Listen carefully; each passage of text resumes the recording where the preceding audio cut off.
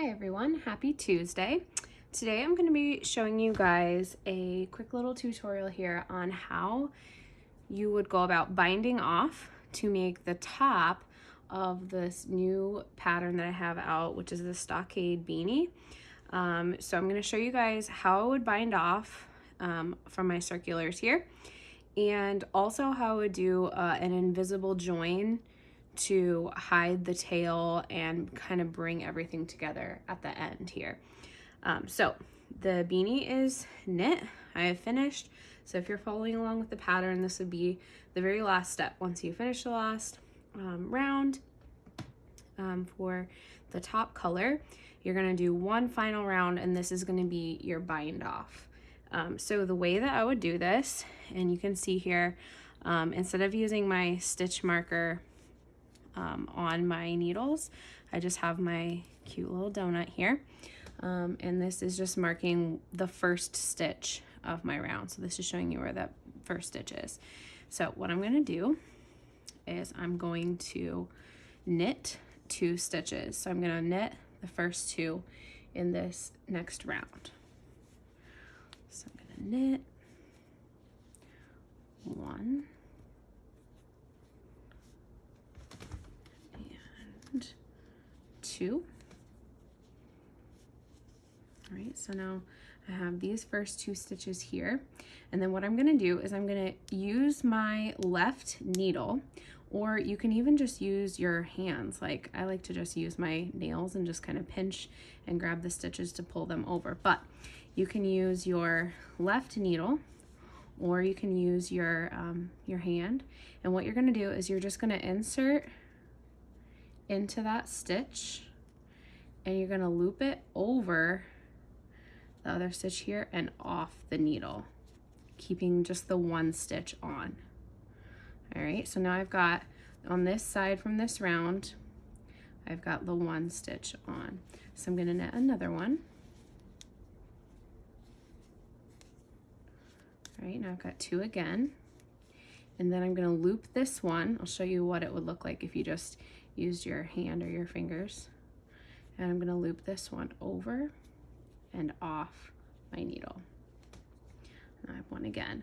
And so what you're going to see here is the top is going to start to just slowly bind off, and you'll see the tops of those loops. All right, so I'm just going to continue a couple of more, just showing you guys here. So I have 1 loop on, and I'm going to knit another one. So now I've got 2, and you want to keep this like kind of loose so that you can easily transfer those stitches off. So I'm going to loop this one over and off. Knit another. Again, you can use your needle and just sort of pick that stitch up and pull it over and off, or you can use your fingers. So I'm going to knit,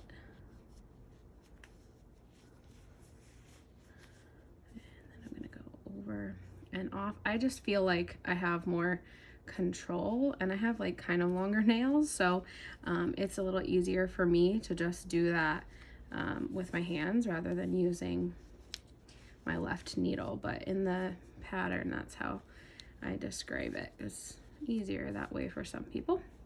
So I'm going to knit again. I've got 2. And I'll just keep going all the way around. Again, I want to keep it so that my tension isn't too tight, so that I'm able to easily slip those loops off.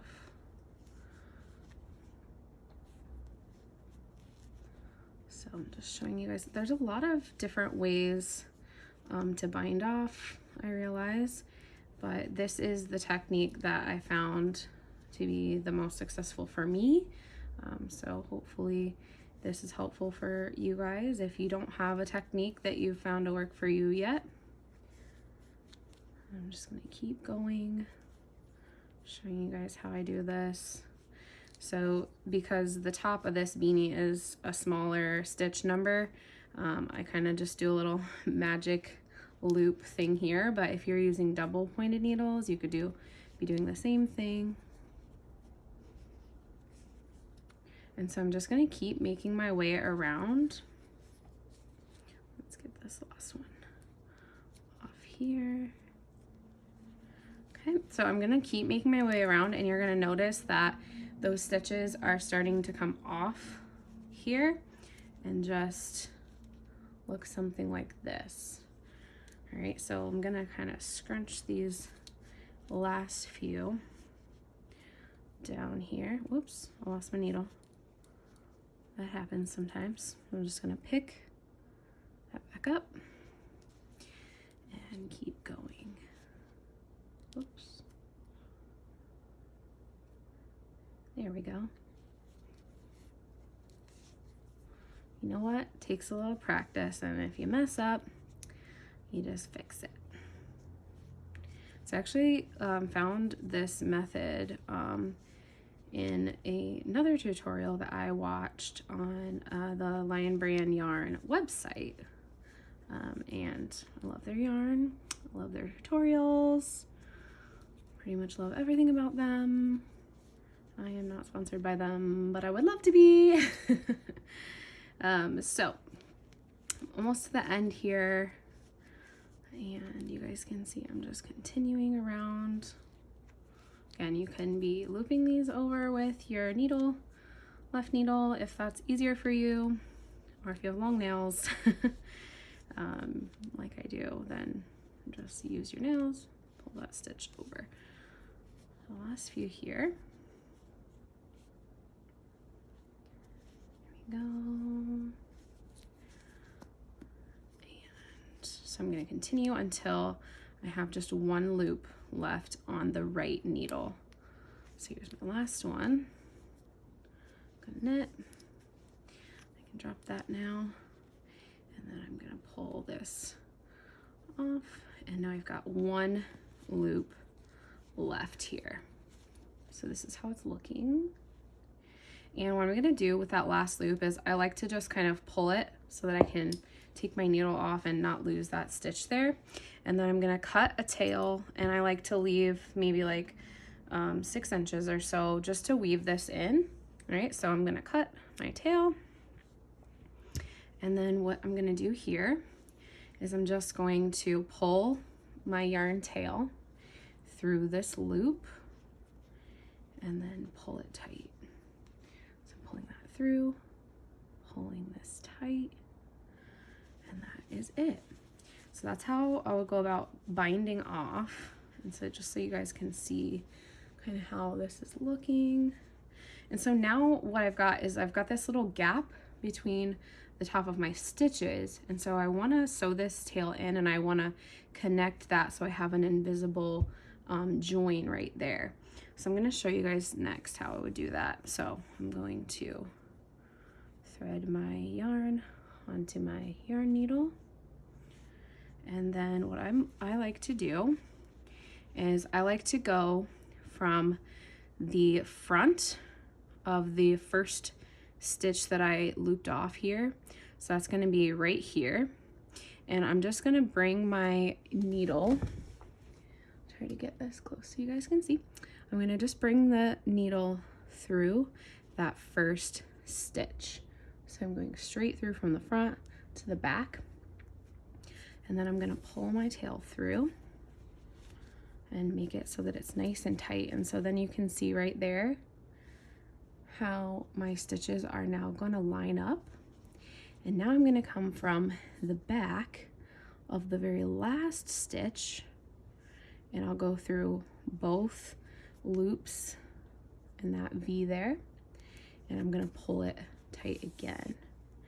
And what that's going to do is it's just going to kind of cinch up those stitches. All right, and then I'm going to go one more time.